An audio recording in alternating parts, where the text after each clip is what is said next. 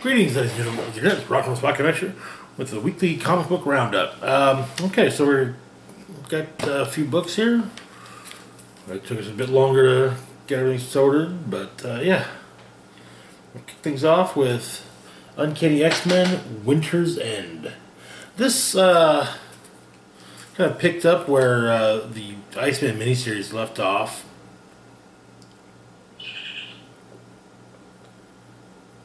Excuse me. So, if you recall, the Iceman miniseries ended with, as I described it, an older version of Iceman standing in the shadows looking at the school. Well, open up in Delaware. Great place to open up for an accident for it open. Anyway, there's flooding from storms, and Iceman's got some of his golems going around helping people. And then some guy tosses a brick in the face of one. Basically, we didn't ask for your help, and basically just being a jerk. So he returns to the school.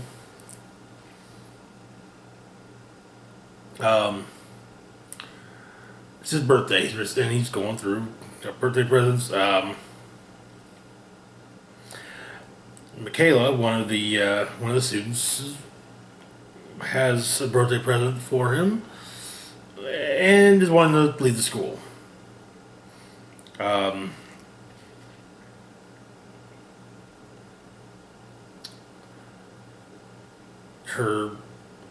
Everyone refers to her as Spit Girl, as she has projectile spit, or projectile saliva.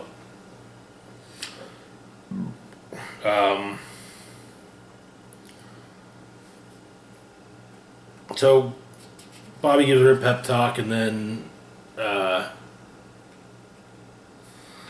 one of the others, I shows up getting ready for a party, getting ready to go out. And then turns out the birthday present from Michaela was a snowman. But Iceman leaves the school and runs into Ice Master, the older version of himself from Battle of the Atom. And he explains that Ice Master explains that he won't let Bobby Drake be the reason the galaxy ends. So at Jabba Go, various members of the X-Men seem to be present. We've got Angel, Rogue, Glob, Gambit, even Bobby's parents show up.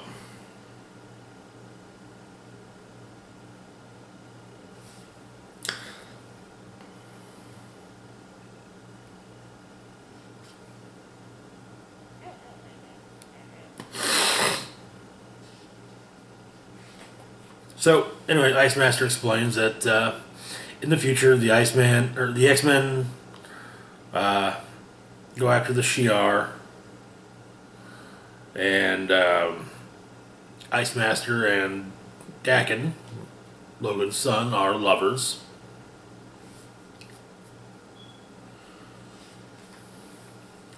Anyways, so they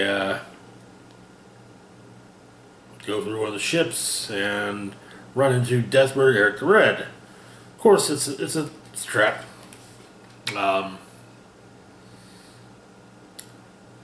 Dakin Dakin betrayed the X-Men and then betrayed the Shi'ar and became a cosmic level threat. So the two Icemans make go have it out, and including with ice golems, and yeah, it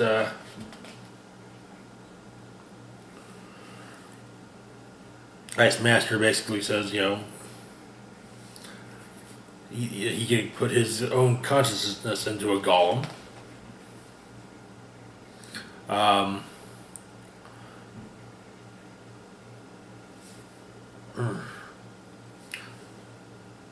Emma Frost's younger brother, Christian, shows up, wanting to give Iceman a birthday present. Jean goes to check because Bobby's not there yet. Runs into the Fighting Icemen. And Ice Master has not forgiven her in the slightest for what she did, for what the younger, time-displaced version of her did.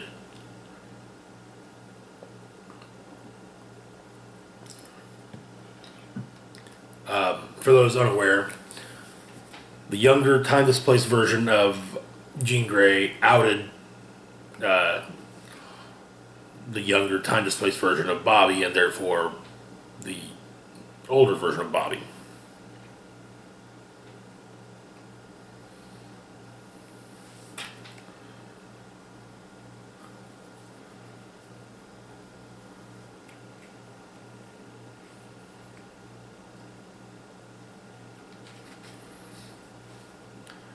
But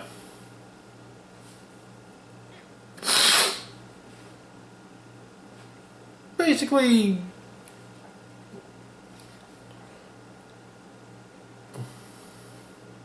and then the younger Bobby, well, modern day Bobby, informs Ice Master that it's his birthday and he wants some. And Ice Master has completely forgotten. So, anyway, they get to the party. Turns out that Christian Frost was there to give Bobby money. And apparently a decent amount. We never actually learned the exact amount, but yeah.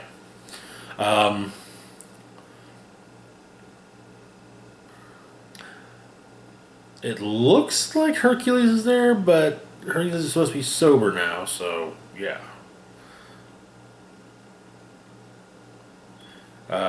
I think Johnny Storm's there. We get a little bit some interactions here and there. We get the return of New Pyro. Bobby had a chat with his folks.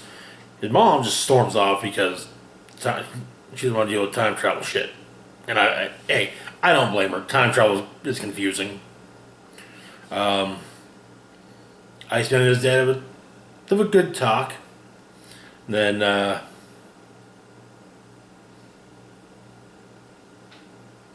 apparently Iceman also has no idea what to do with the money. Says he wishes the professor were there because he'd tell Iceman what to do. And Bishop kind of says, very clearly states that the professor would tell you to stop looking for other people for answers you already have.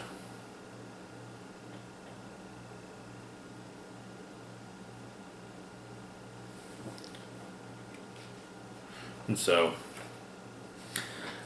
apparently they start a non-profit, Frostbite LLC, and they give the Morlocks a nice chunk of money, which kind of just flies in the face of what was stated in Uncanny 11, but hey, who needs little details like that, right? But after they visit the Morlocks, Ice Master dies.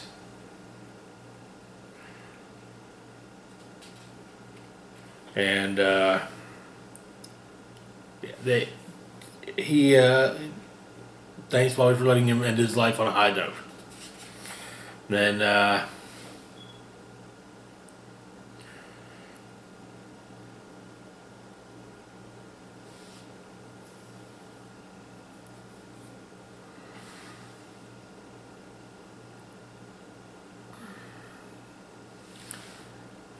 But yeah, it.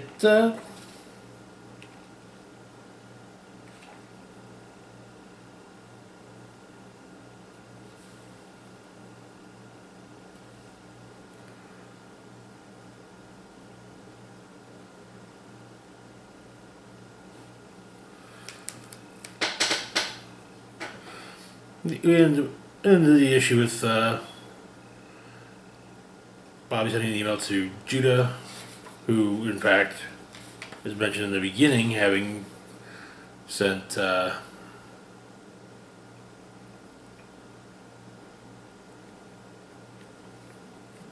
Iceman a few books, including the Places You'll See, or yeah, I think that's the name of it. Or All the Places You'll Go. Anyway, the thing, it's a little muddled for me because there's a lot of the all new X-Men that I did not read. So I know I basically know the highlights.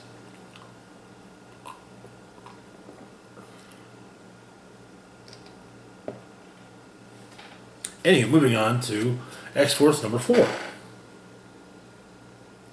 And oh no, somebody dies. Maybe. So, where we left off, Ahab had taken Deathlock prisoner in Transia and killed the new president's mutant son. X-Force were in Transia trying to help the mutants of X-Force, and they had decided to join forces with Kid Cable. So we open up in the transient mutant internment prison, where Ahab is digging through Deathlock and discovers that Deathlock has a tachyon probability generator, which Ahab probably installs in himself. Well, apparently the generator tells him that there's a 96.5% chance that X-Force will be there in 28.7 seconds, and 89.6% chance that others will join soon after. Which Ahab then says gives him plenty of time to see what other goodies the Deathlock Deathlock has for him. So the prisoners are being released, and X-Force arrive in both the Pack Rat 2 and the van.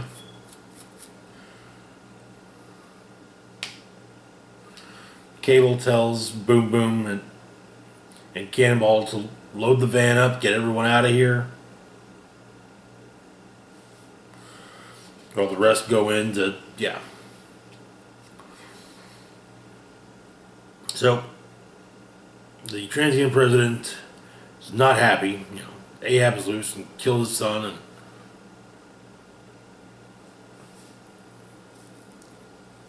so, but President Constant is also made aware that he has less than a couple dozen standing men when it comes to soldiers, and he tells those breaking the news to him, send them, and then pick up weapons and join them. And it looks like, oh yeah, President Constant has himself a medic.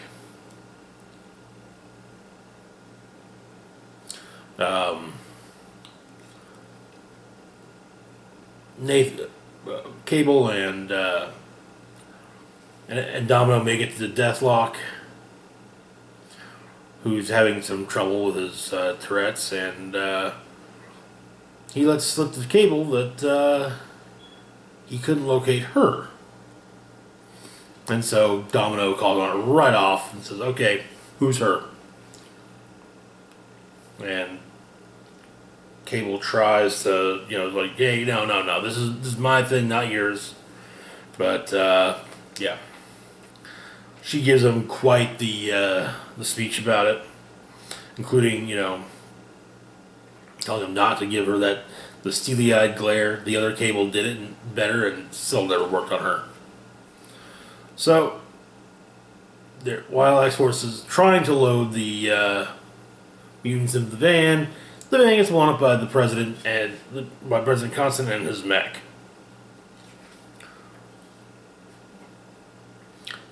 However, Cable reveals to Domino that her is Rachel Summers.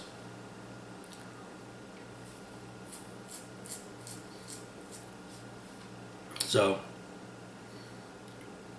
the transient military is up against Cannonball and Boom Boom.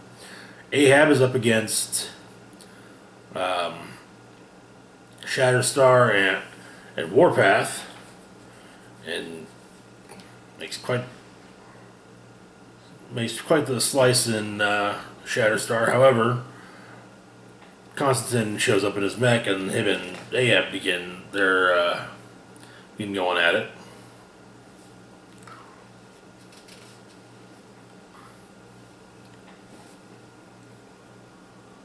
And one of the former prisoners is like, hey, look, we're done running. We have powers. We outnumber them, so let's do this.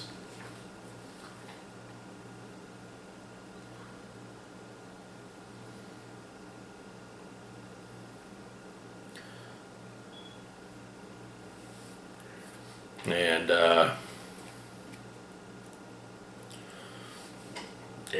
Warpath and Shatterstar break up the fight between Ahab and Constantine, mainly so that Cable can ask Ahab where Rachel is.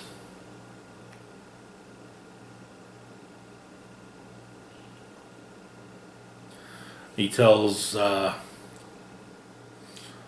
Cable that not only does he lose the girl, but he destroys his own future.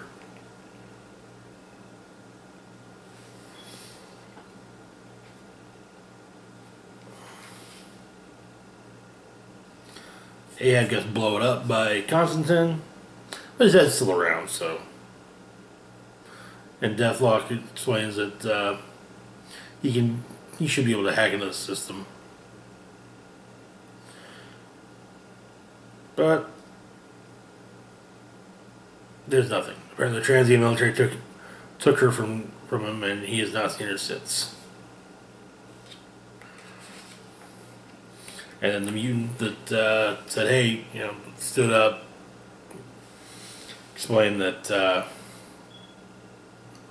once she's described that she was thrown through the time. She was taken to the time portal.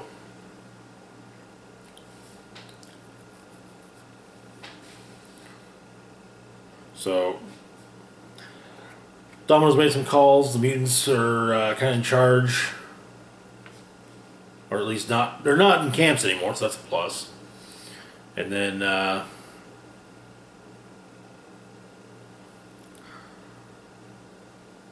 Warpath gets run through by something, and of all people to show up, Strife. After all, can't have Cable without Strife, right? I mean, yes, you can, but the two do go hand in hand. Arch nemesis and whatnot.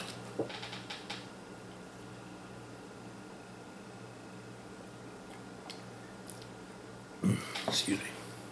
Moving on to X-23 number 10, where we left off Laura and her sister. Laura was at Medextronics and had walked straight into a trap where she was faced with cyber clones of herself. And Dr. Chandler had basically said, hey, I came up with this idea while I was healing from Well, I was recovering from when you crippled me.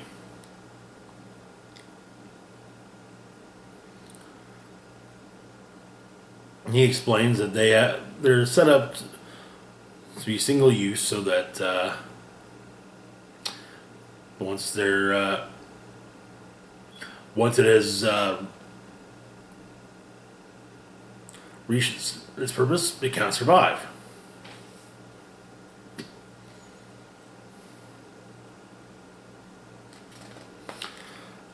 Anyway, X-23 goes after it, pops her claws, and then Chandler turns on all of the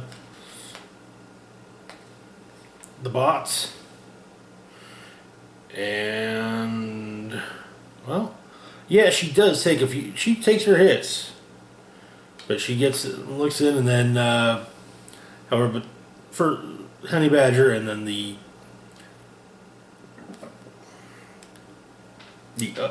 first one they discovered,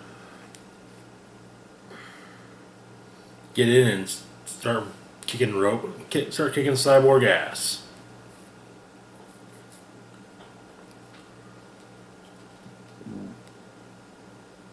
Then X-23 tells Honey Badger to hold off the cyborgs because she goes after Chandler. Chandler, meanwhile, is going up to a chopper on the roof and has two guarding it with orders to destroy anything that appears on the roof.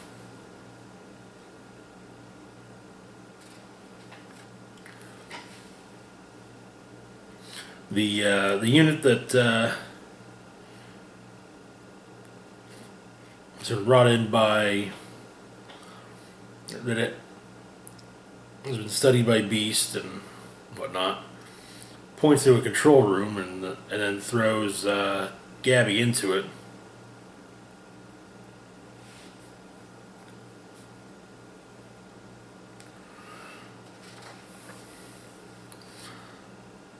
Then, however, she's dying, and she points to a button on a console.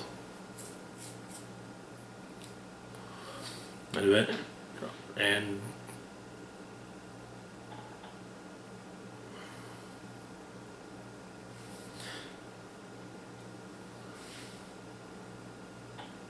Honey Badger hugs the bot, the cyborg, who then runs onto it as well. Uses her repulsor technology, repulsor in her hand to get up on the chopper.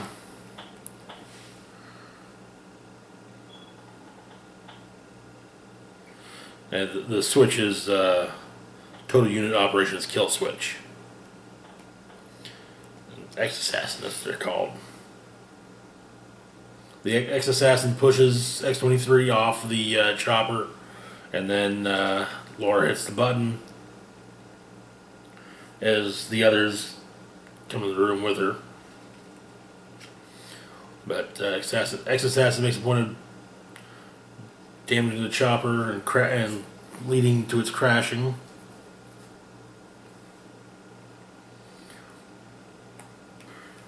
And yeah, they all fall down.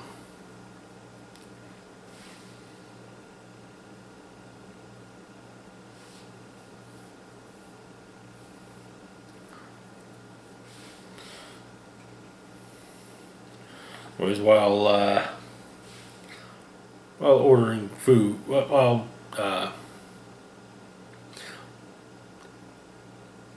X-23 is ordering food,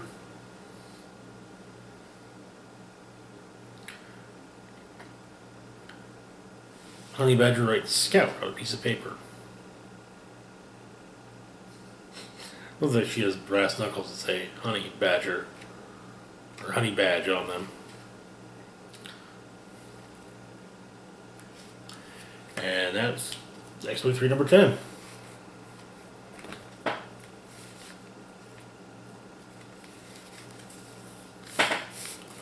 The series, I'm enjoying it.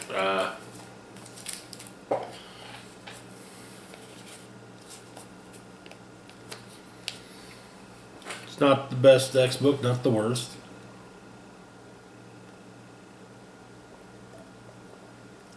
There's definitely a fun Wolverine spinoff. Speaking of Wolverine spinoffs, we got Dead Man Logan, number 5.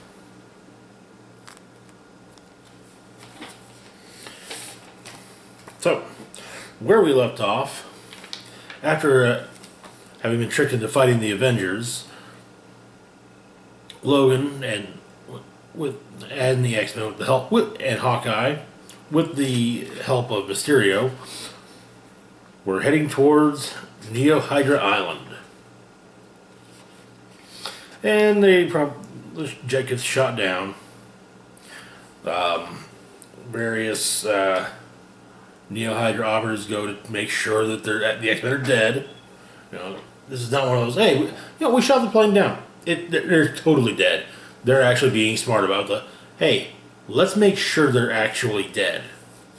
So hey, props to their training department.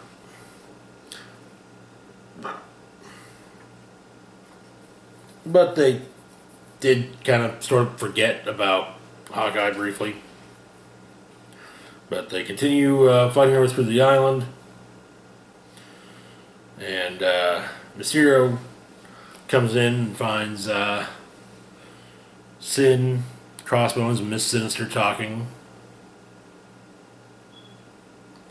And, he says, hey, I was totally here to warn you that Logan's on his way. And,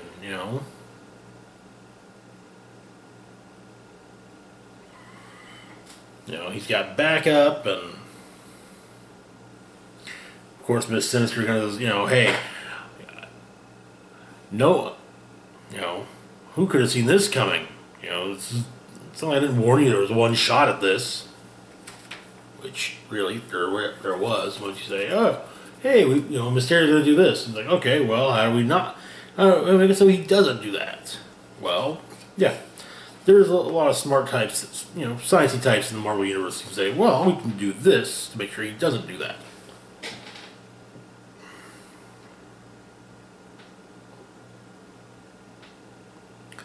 Then, of course, Sin and Miss Sinister's plans did not exactly mesh. Miss Sinister wanted to recreate the Wastelands, and Sin just wanted to kill superheroes. She kind of looks at it as, hey, they got to embarrass the Avengers, and they had a hell of a week. And so Sin and Crossbones leave, and Sinister, Miss Sinister is told to wait by Mysterio. Next thing we see is Jubilee and Logan coming out, and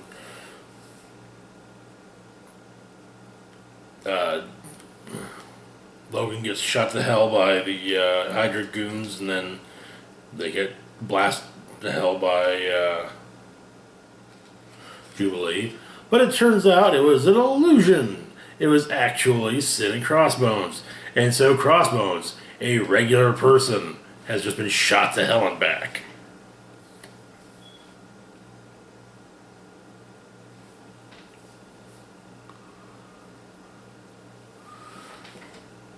Miss Sinister applauds what he did.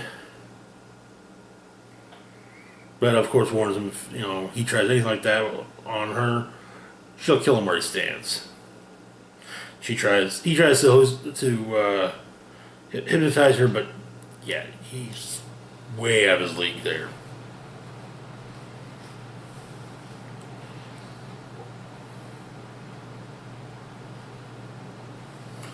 So the X-Men continue to fight their way through Neo Hydra goons.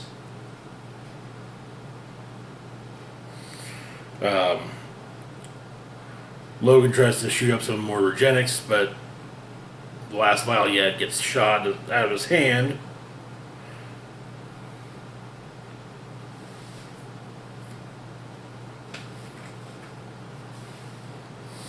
Mysterio shows up and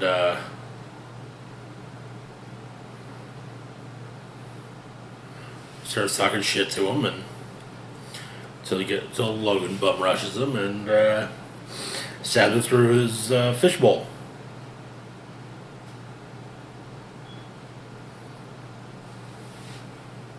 And Miss Sinister's in custody, so same as Sin. And hey, maybe Crossbones will survive. They all leave, and Mysterio turns out to be just another Hydra agent, or Neo Hydra agent.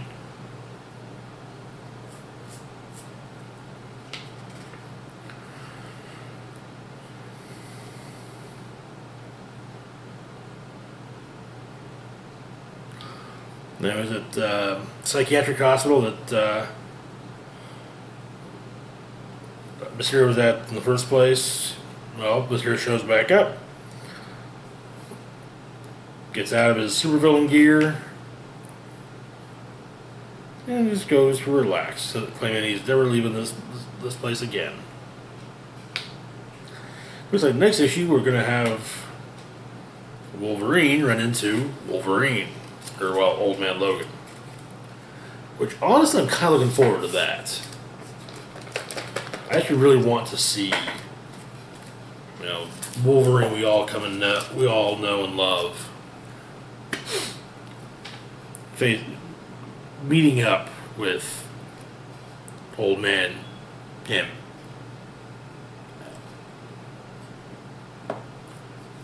Anyway, speaking of Wolverine, moving on to Wolverine, The Long Night. And the more I read this, the more it just kind of feels like this really would have worked better to read all at once. But whatever. Bad decisions are bad. So, where we left off,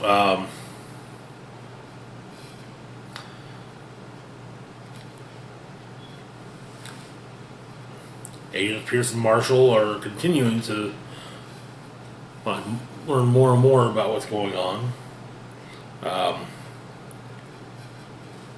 Talking about the hunters that saw Wolverine when he first appeared in the area.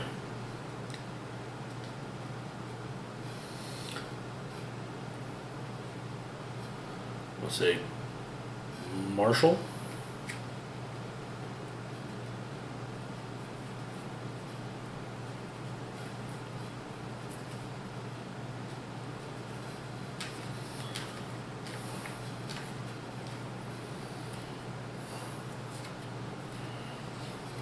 Go over in it. What does that seem? Iron's freaking underwear.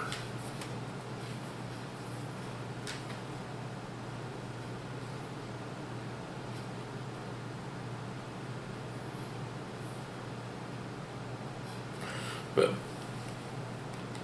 one of the two mentions that there's only been a dozen bear attacks or so in the last century. However, it's brought up that that's a bunch of bull, and basically no one in Alaska reports anything. So there could, you have a month where there's a bear attack every day, and ain't no one gonna say nothing because it's Alaska. So anyway,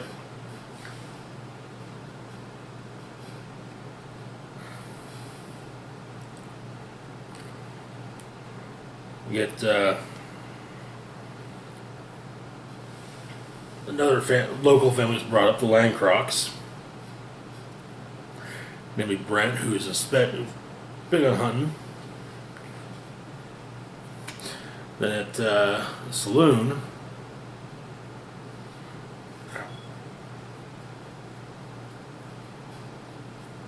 we talk to the barmaid, who tells her about her run with Logan, or rather, the time that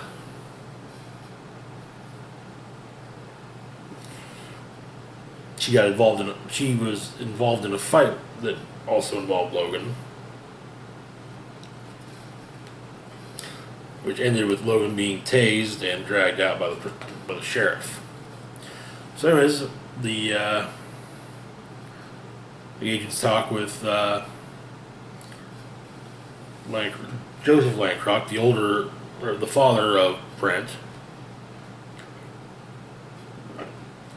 mentions that you know, his son also mentions that his son treats hunting almost as a religion, but this conversation does go a bit cold when it's implied that maybe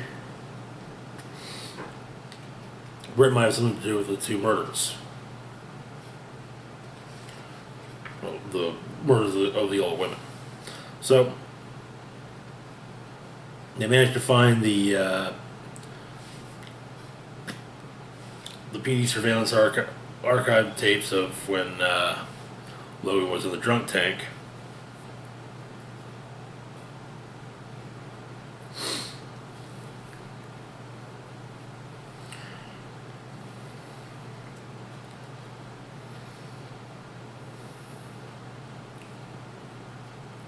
Someone can have picked Logan up. Apparently there was the payphone that he used, that Logan had used earlier to call and basically say, back off,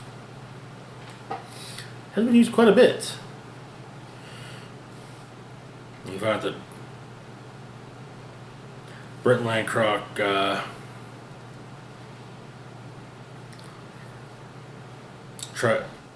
bailed Logan out of jail. Says, hey, why don't you work for me? Pay you good. Just asked, what would I be doing? Enforcement. Well, we don't like doing that, but yeah.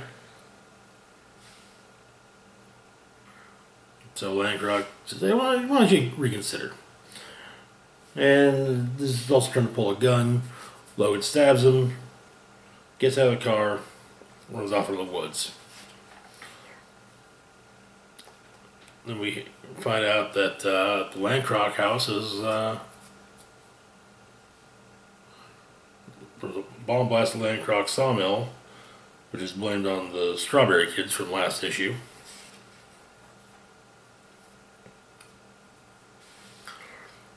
And then the mother of one of the dead girls gets the agent's attention and explains that it seems like Brent's flushing out a grizzly.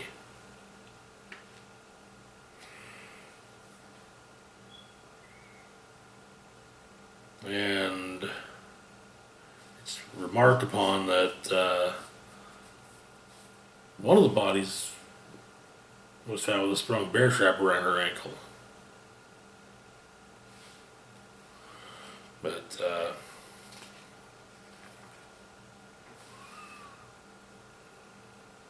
another victim shows up, a young girl,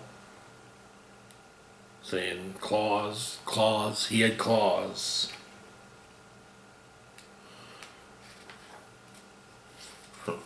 Picked up down at the native village down the road.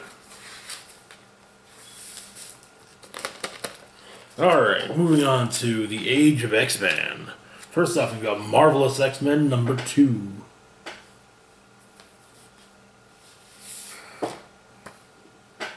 It's hard to say which book really is goes first. I think Marvelous goes first here, but so anyway, we start off with Apocalypse giving a speech.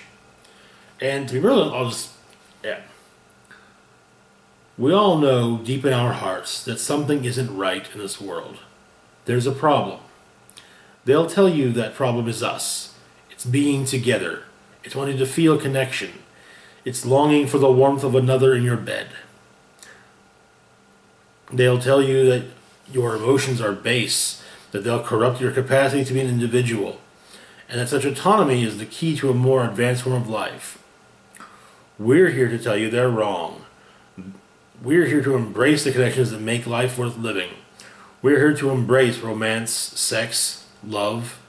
As a society, we've already accepted that all mutations are beautiful. But we say they are more. All mutations are beloved.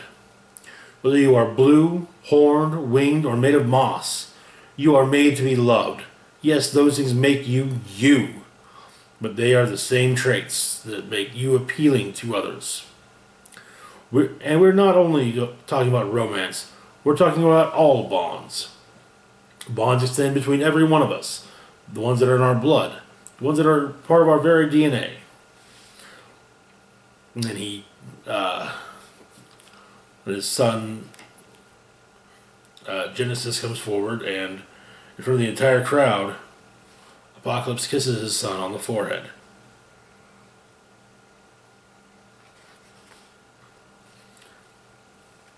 And then,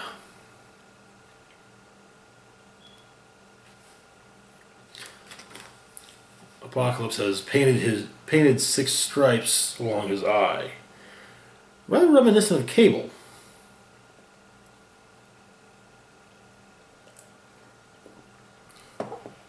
Cable's scar, that is. And so, some of the X-Men go and attack a statue of Wolverine, and X-23 goes to stop them as they're breaking off one of his claws. And then she has a sudden flash of memory of her and Logan working together. And Logan telling her, even though all the skill's in her blood, the choice is still hers to make. And during all this, she has briefly wounding a woman on her arm.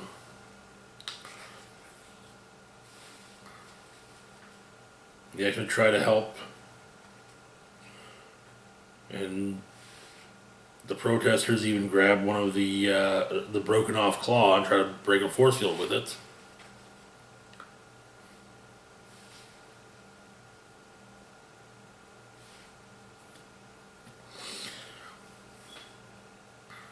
At one point, Storm reaches for Magneto, and they touch briefly, and Magneto has a memory of flash memory of the two of them fighting.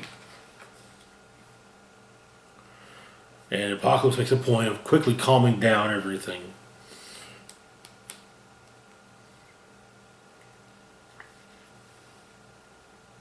Saying, hey, we're not here to be violent, to hurt people.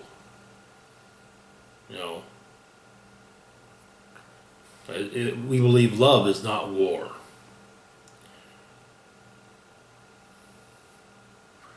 And before leaving, Apocalypse says that he wants the X-Men to know that he loves them. All of them. The X-Men as well as the people there. That he loves them. All of them. And one of his one of his people that's with him, Kitty Pryde, sees Colossus, and he sees her, and there's something clicks with them. So the X-Men are now trying to figure out what to do about Apocalypse. What can they do? They're not hurting anyone.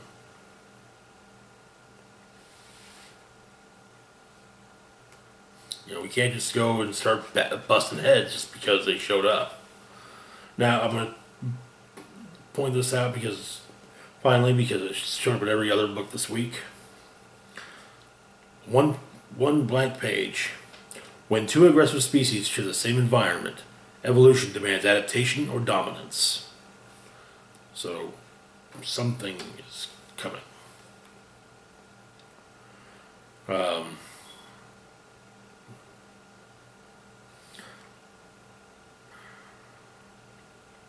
Colossus is the one to basically say, hey, look,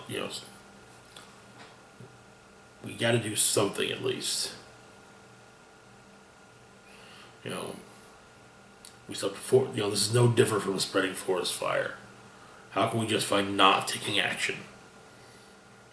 It storms off, and X-Man says that they need to let Department X know what's going on. So, go to Department X.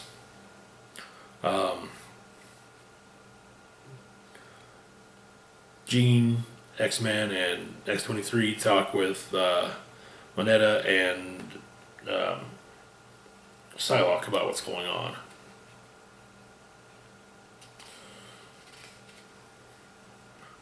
But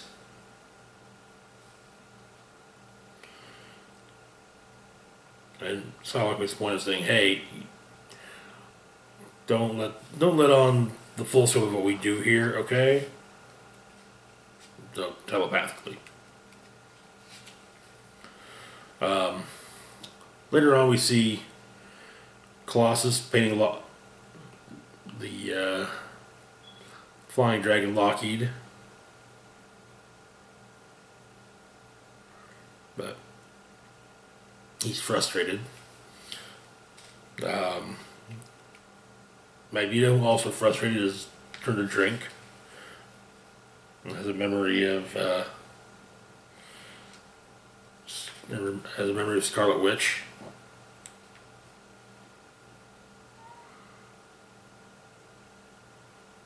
Where she tells him that her and Pietro are not his children.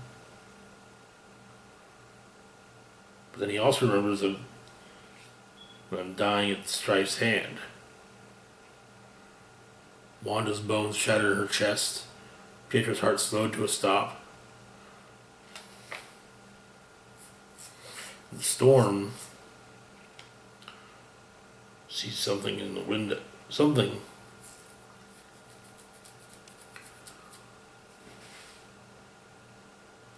As well.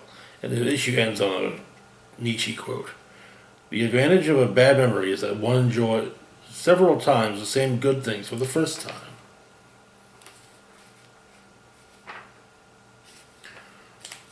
Next up, we've got Apocalypse and the Extracts.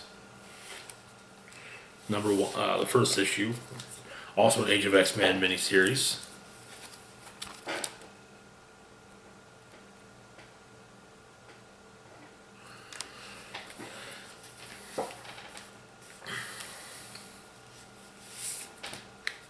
Anyway, we kick things off in Kazakhstan.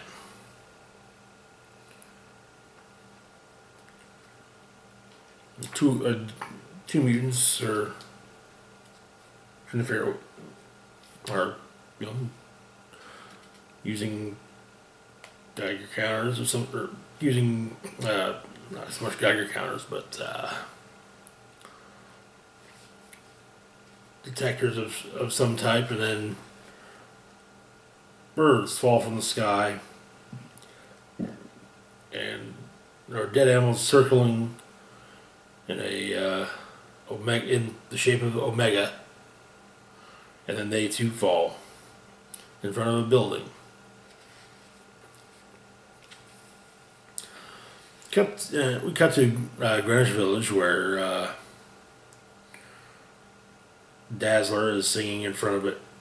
Is doing an acoustic set in front of a packed house. However, Apocalypse calls her, or Sabanur calls her, and so she tells her audience, tip their waitresses, get home safely. So, at Midtown Manhattan, at the Hope Against Darkness Monument, which is a statue to Hope,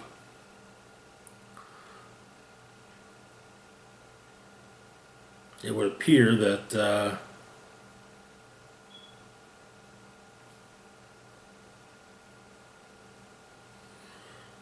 Iceman is checking things out, but can't seem to find anything. But, however, both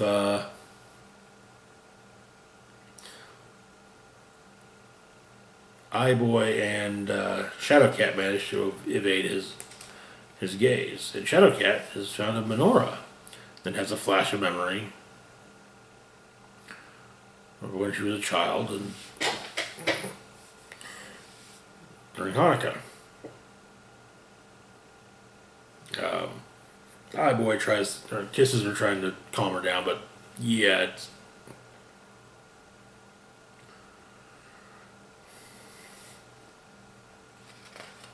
So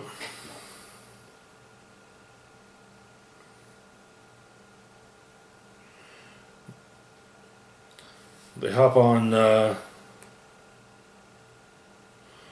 Iboy's Vespa, what they're called by Uncanny. So they go to the Gilded Tomb, a gallery studio. Turns out that leaflets for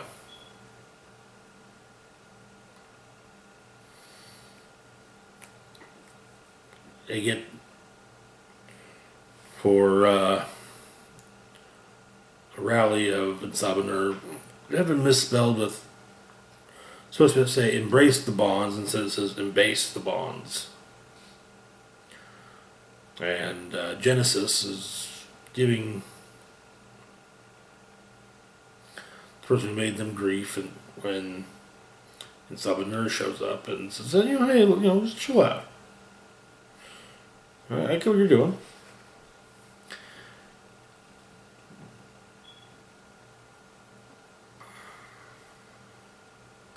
And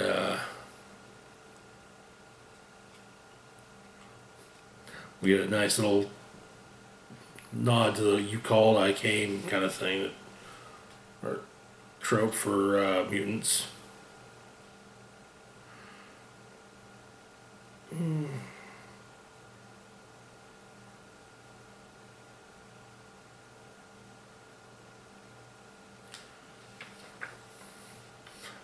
The five of them formed. Oh. No.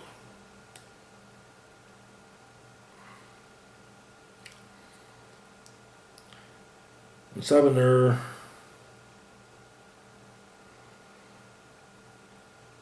Shadowcat, Eye-Boy, and Dazzler, as well as, I think it's supposed to be Eye-Dye, join hands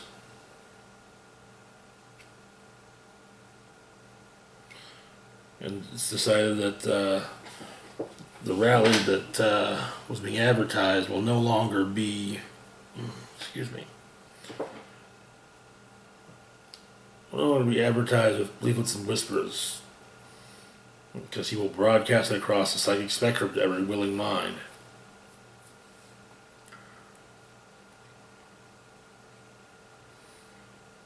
And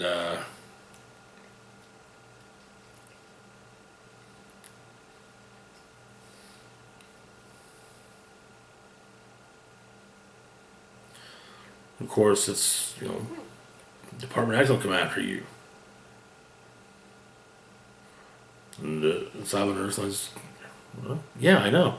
This will give us, this will be the instruction we need for our true mission. True mission being to bring him Omega Red.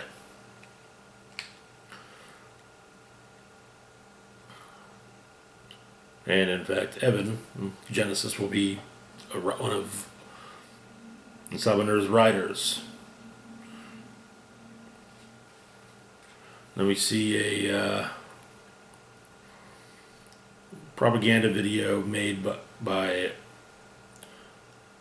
Colossus. That the TV screen quickly gets destroyed by a white tentacle belonging to Omega Red, who has absorbed life from everyone around. Because that's kind of what he does.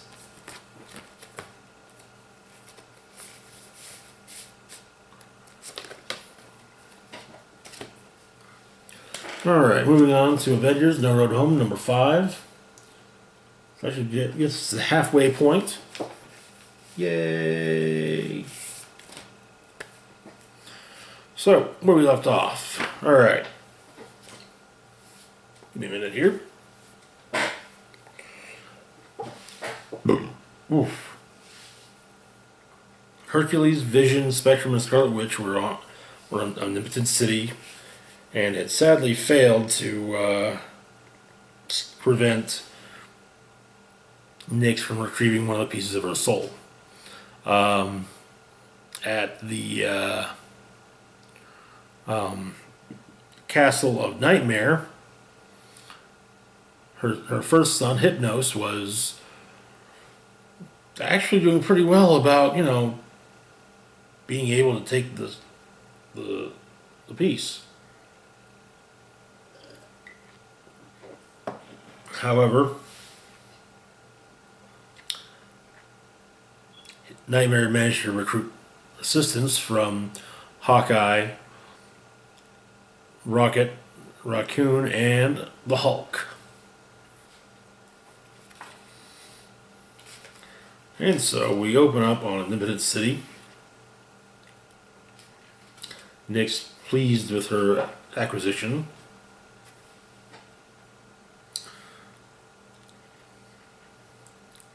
They're trying to figure out a way of, and the issue's narrated by Scarlet Witch, who's trying to figure out what to do. She comes up with an idea. Meanwhile, back in Nightmare's realm, Hulk is smashing while Hawkeye and Rocket are picking off the army of the sleeping.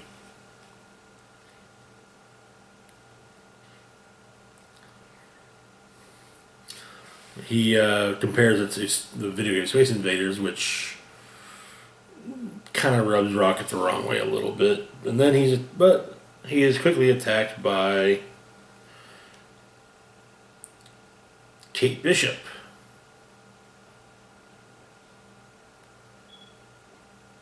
Though Rocket shoots her away from Hawkeye.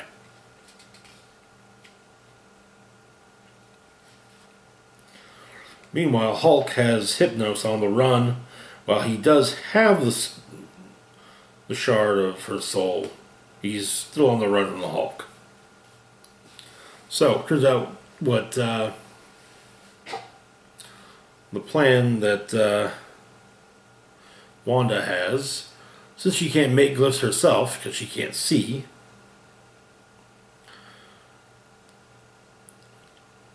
she has Spectrum transformed into neural electricity, allowing Spectrum to see her thoughts.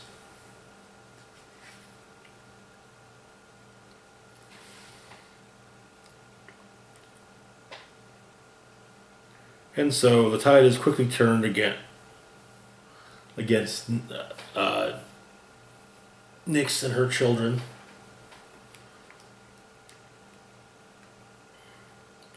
Oisis tries to convince Hercules to surrender. However, he says that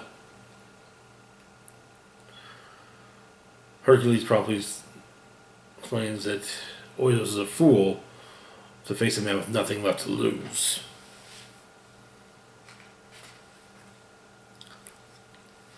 Anyway,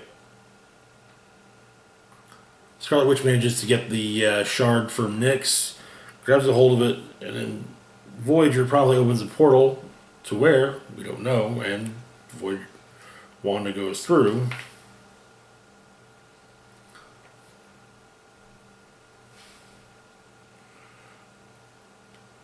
And Nyx tries to get into his with Hypnos, though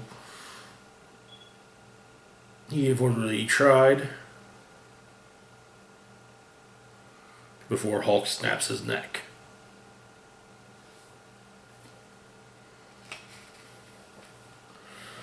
Nyx then quickly turns Hercules and Vision into dust. Voyager is, of course, shocked by this. However, Wanda has awoken Land of Sand,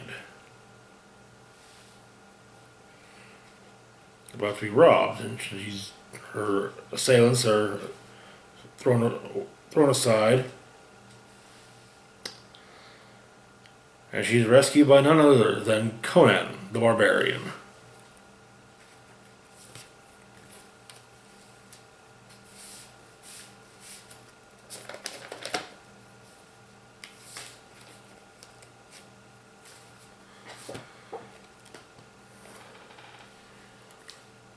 moving on to the Punisher, number 9. So where we left off, the Punisher had managed to start an open revolution in the prison. So we open up. Punisher is about to be hung, but he swears it's not him. It's not him.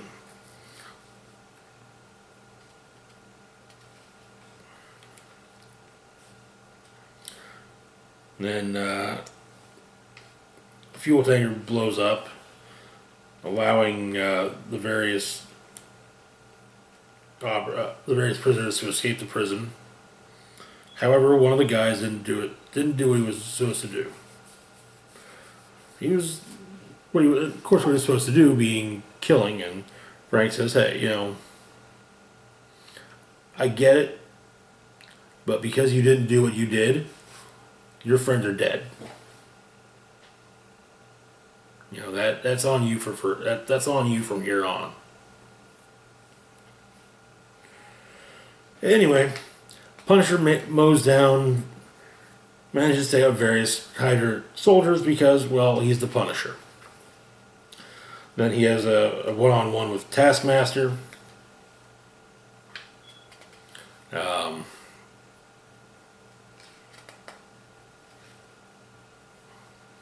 During all of this, the skull that Baron Zemo carved into Punisher's chest the scars have reopened.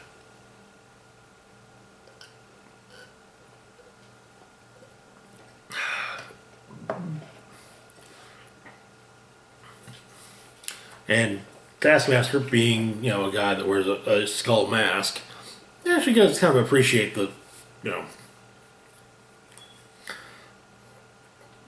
skull carved into Frank's chest.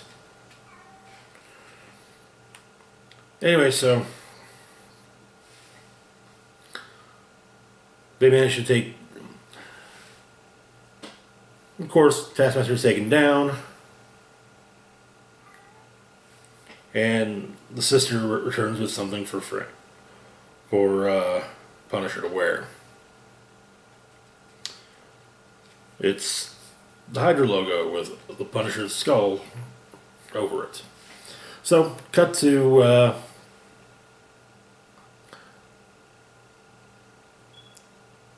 Baron Zemo's home, where him and Jigsaw are watching the execution of the Punisher. Turns out there's a problem.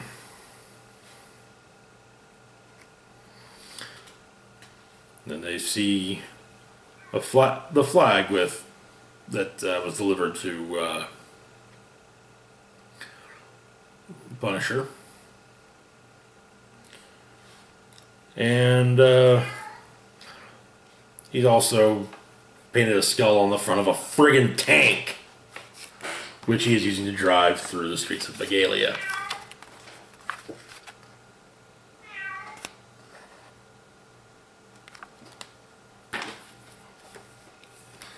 And that's where the issue ends. And let's be honest, if there's anyone that was going to put a logo on a tank, it would be Frank Castle. Because Punisher.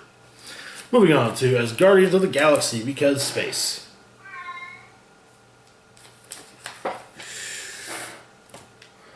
So, where we left off,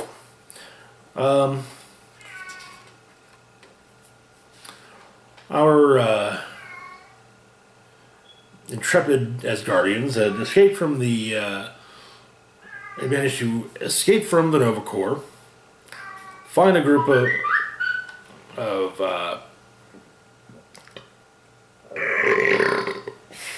excuse me. They found a group of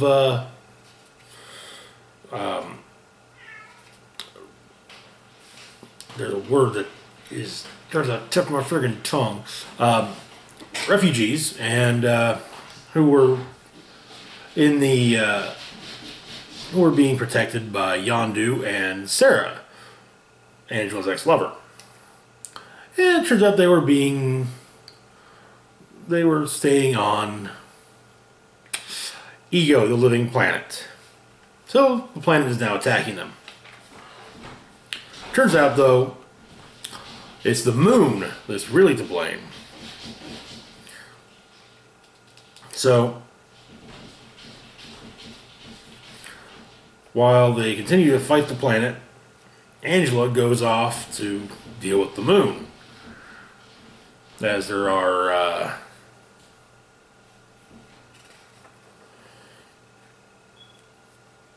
as of course, it's not the moon itself, decided. The moon didn't just decide, hey, I'm gonna, no. It's of course people. Well, jerks.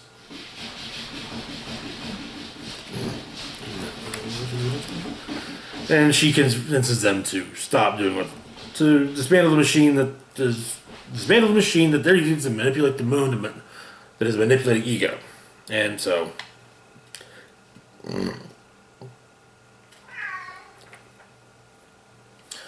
Ego informs them that the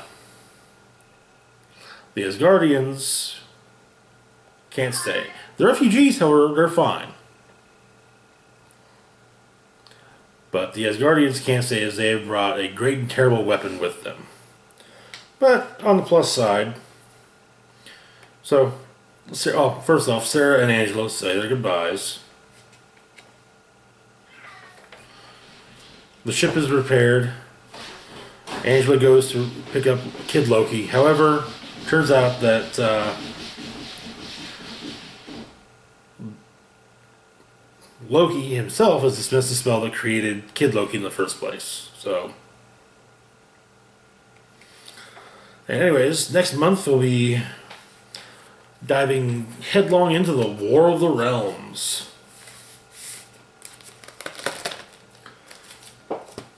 What's the War of the Realms, you might ask? We'll find out. You'll find out next month. Or in a later video. Anyway, not this week. Or this... Anyways, moving on to Old Man Quill number 3. Where we left off, Peter Quill himself had taken down the Wrecking Crew, and it was being hailed as a hero. We open up in the Wastelands, crashed ship. Some scavengers are looking it over. When the Church of Truth arrives, the Gladiator informs them that their salvation is at hand. Moments later, the scavengers are all dead, and he sends the Imperial Guard out to find Quill and kill him before he finds the artifact, and make the hills echo with the anguished screams of any who stand with him. So in Paste Pot Creek, the Guardians are being treated to booze, and yeah, they're being treated like heroes. And then in walk the Ghost Riders. Bunch of guys with chains and skulls painted on their faces. And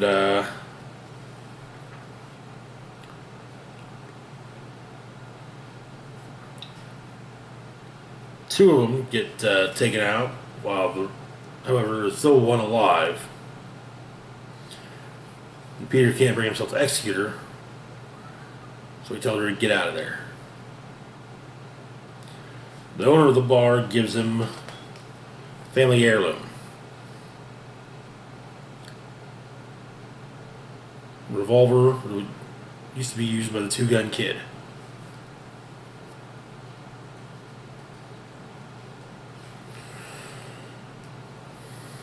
So that night, Peter has a dream of Gladiator killing Mantis. Apparently Mantis is aware of this dream. And so Gamora and Quill talk, and Quill asks, why'd you come back for me? Especially, how I love the Guardians, and, you. While they're talking, the rest of the Ghost Riders show up. And they defeat the Guardians and take them prisoner. So, they end up in Fisk Lake City alongside a whole bunch of other basic cosplayers who are being used for gladiatorial use. And much to the delight of Taskmaster. And Fin Fang Foom is what the gladiators will be fighting. Because why not? It's just a giant friggin' dragon.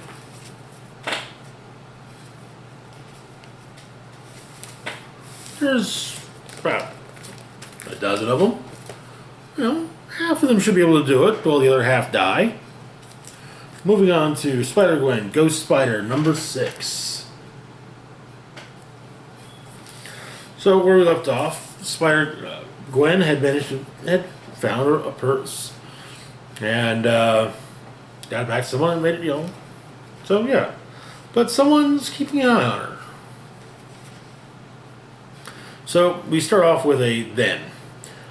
Mayor Jameson is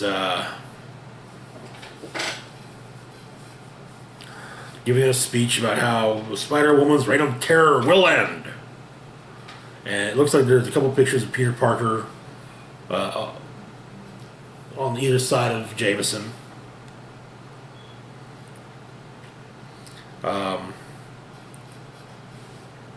Gwen and her father have a chat about all this. This being before he knew she was Spider-Gwen, or Spider-Woman. And while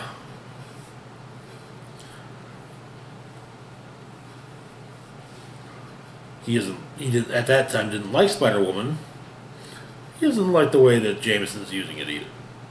Now we've got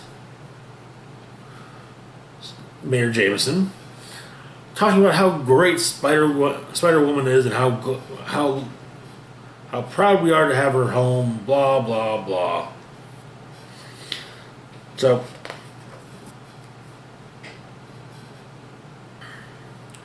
Gwen decides what she's going to do is help people for money, kind of like, or at least her identity is no longer a secret on her world, so she's gonna put up flyers saying, "Hey, if you need help, let me know." First off, she takes down the would-be bodega bandit.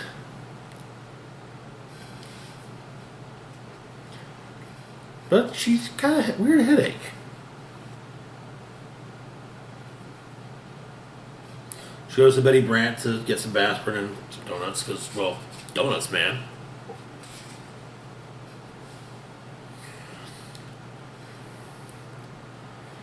And, so, yeah. Band practice seems to go well, and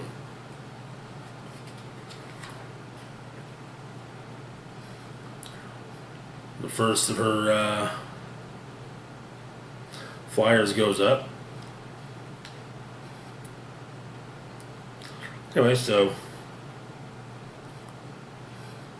she hears a scream for help and oh, it's just a tape recorder though. Like an old school tape recorder. Like we're talking the ones that, rectangular ones that, yeah, have like a handle by the buttons. Those ones. This leads to her being attacked by 5 dudes. She starts fighting them, and then there's a flash, and suddenly she's on top of a building. The thugs are gone. Her head hurts. So she has Harry Osborn call her a ride home. Turns out the thugs were being hired by Miles Warren.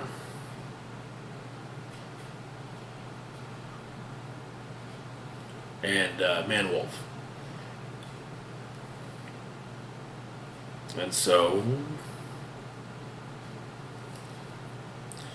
yeah, they're basically going to, but they plan to take her down. And Harry Osborn asked her out to dinner. Whether it's asking her out, whether it's out on a date or just, hey, two friends having dinner. You don't really, yeah. I guess it'll be explained next issue. Oh man, yeah, we're gonna wait on this one. Next up, we've got Star Wars: Age of the Republic, General Grievous. This is actually going to be the last of the Age of Republic one-shots. So next month starts Age of Rebellion, which will have just as many one-shots and involving just as many various characters. There will even be a special with a whole bunch of short stories. So anyways, the General Grievous one-shot. We begin on the planet of Ledev. Padawan is running, but his master is still standing tall.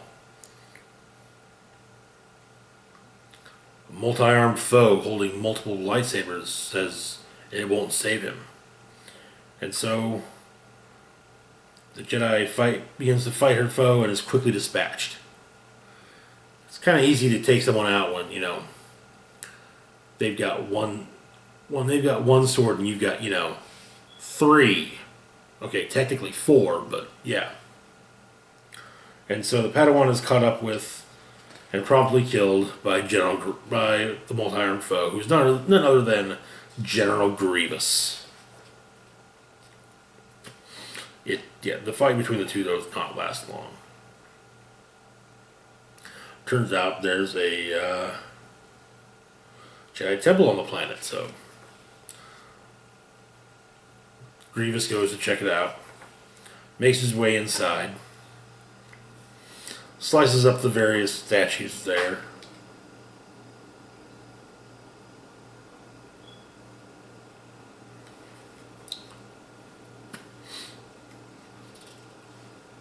Avoids traps.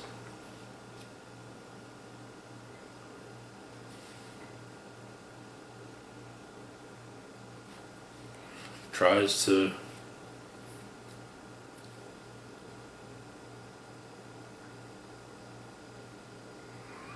there's some secret behind it. He tries, pushes his arms in, he jumps in himself. When he jumps in fully, he has an odd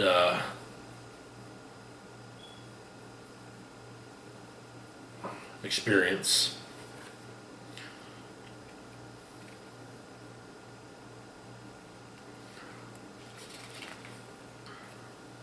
When he can't attack it with his lightsaber, he has his orbiting vessel bomb the fuck out of it.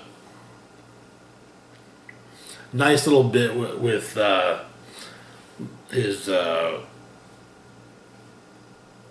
battle droids. One of them, when they're locked on to the target. First one says, but a facility that says doesn't require the magnitude of firepower that it's cut off, and then you get two that are, another one pipes up saying, do you want to be scrapped? The one who, was starting to question orders. It's like, no. And of course, Roger. And so, the temple is destroyed. But the secret it was holding is still there.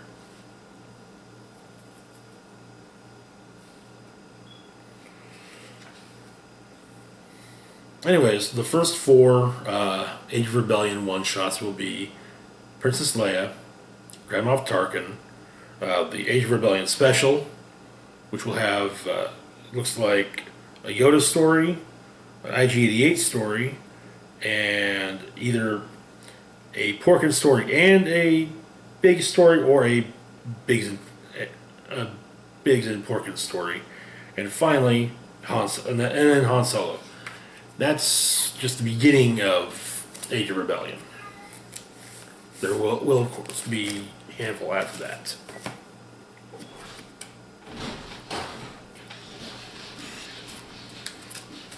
Finally, we have Marvel's Annotated #2. So, last month we had Marvel's Annotated #1, which told from the debut of the Golden Age Human Torch to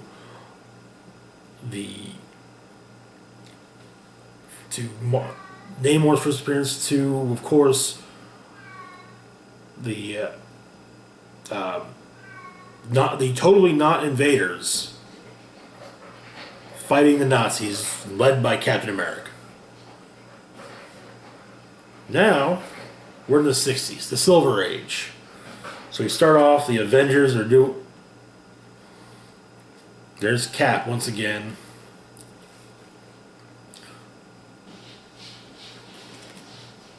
Iron Man, Black Knight, well, the villainous Black Knight.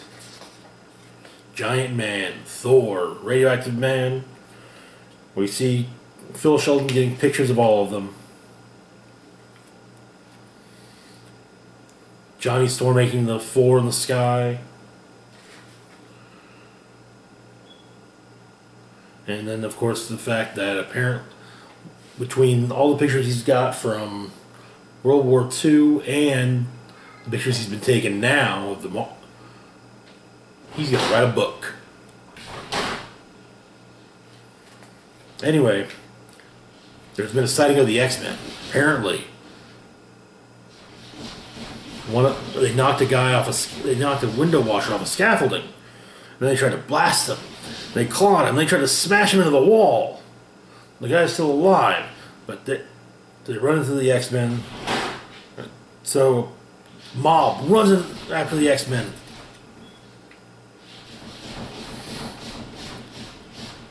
And Cyclops says, holds X-Men back, saying they're not worth it. So leaves she leaves Phil still holding a brick to wonder, what did he mean by that? He thinks on it throughout. I'll think on it throughout the issue, honestly. So he gets home.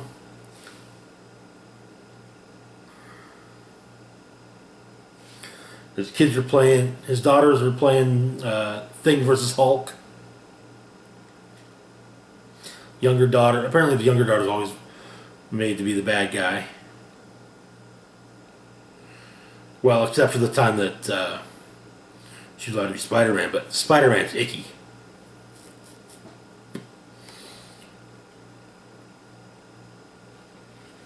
And so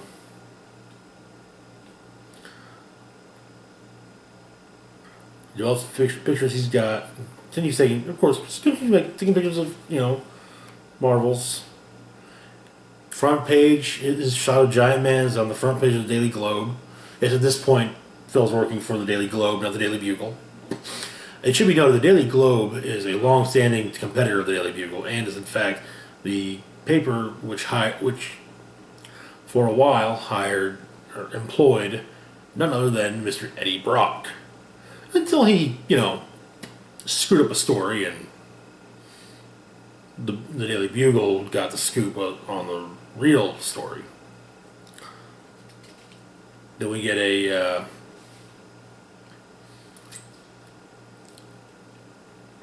opening of Alicia Masters'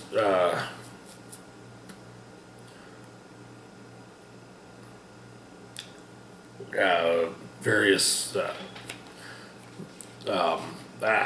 statues that she's made. during all this, we see Mr. Fantastic and the Invisible Woman, the Human Torch, Tony Stark, Hank Pym and Janet Van Dyne, the Thing. There's also a curious bald man in a wheelchair with a young redhead and a young man with dark hair and red glasses.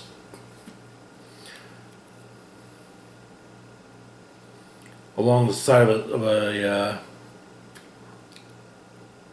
wall, Phil sees mutants die bloody, and so he finds what a city. At dinner that night, it seems his daughters are keeping a secret, which of course Phil and his wife presume is a stray dog.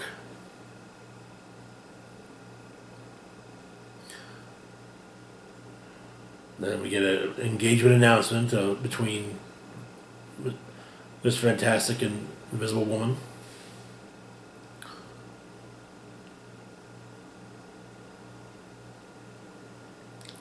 We get to see Jameson, of course. Some more anti-mutant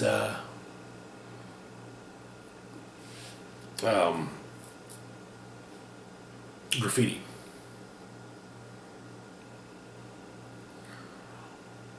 Quick shot of the Cap's Kooky Quartet lineup of the Avengers.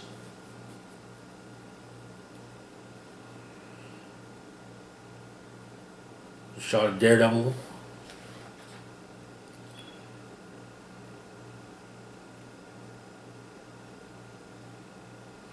There's a mob chasing a mutant.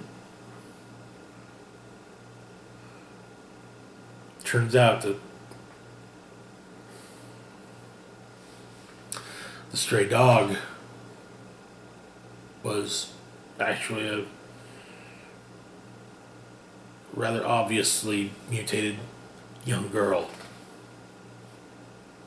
who was abandoned by her parents.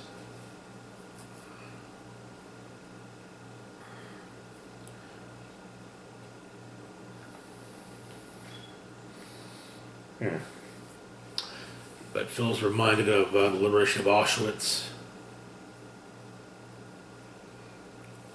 and just can't turn her away. Tries to get information about, how, is there somewhere to take a young mutant, but it's more like turning them in. He goes to the village to maybe see it, because the X-Men are there. See Iceman and the Beast, but he's afraid they'll recognize him from the night that he almost threw a brick at them.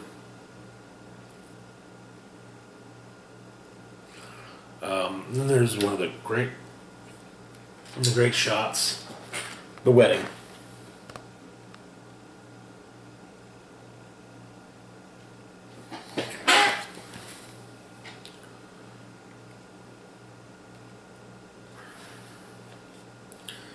Then after the wedding is a debate between Charles Xavier and Bolivar Trask about mutants. And Trask just straight up says, "Hey, I've got a defense for mankind. Sentinels." Sentinel is told to take the professor, into custody. However, it then kills Trask on live television. And so everyone got some people writing, mutants exist, get it. It's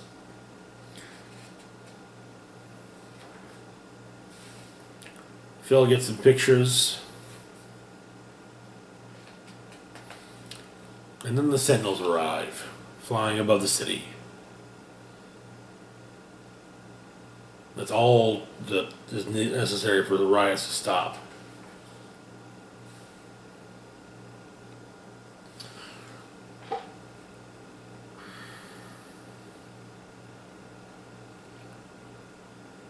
Of course, Phil is now terrified that because of the mutant girl, his home is ablaze and his wife and children dead. But no, she left, leaving a note.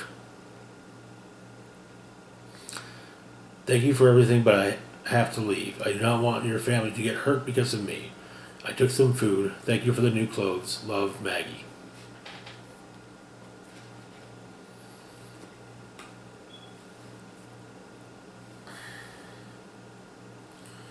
And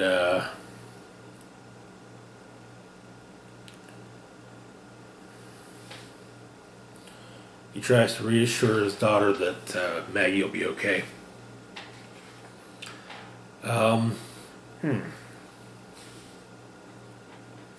Well, in the annotations, you get a lot of stuff about the early,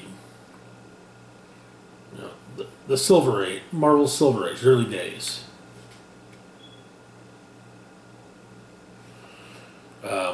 And it's also mentioned that Patrick Stewart was used as a or Xavier's appearances in this were actually based on Patrick Stewart, which is fitting and then some.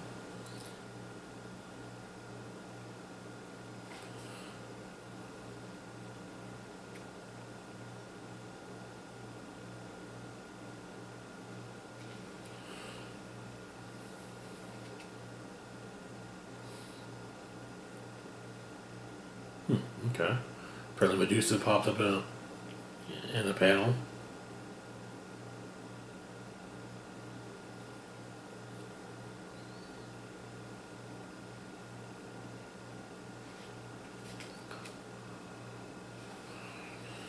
There's the original cover.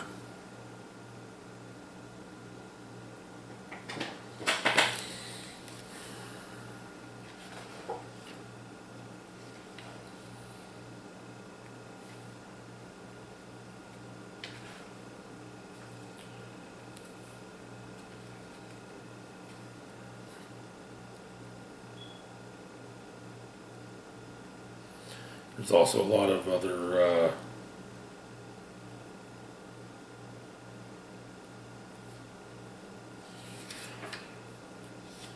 lot of Ross art, some of the breakdowns of the issue itself, as well as what appears to be the pitch for the series.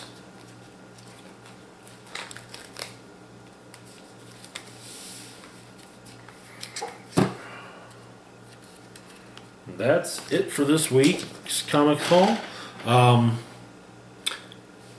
As always, we'll be back next week with another haul of comics.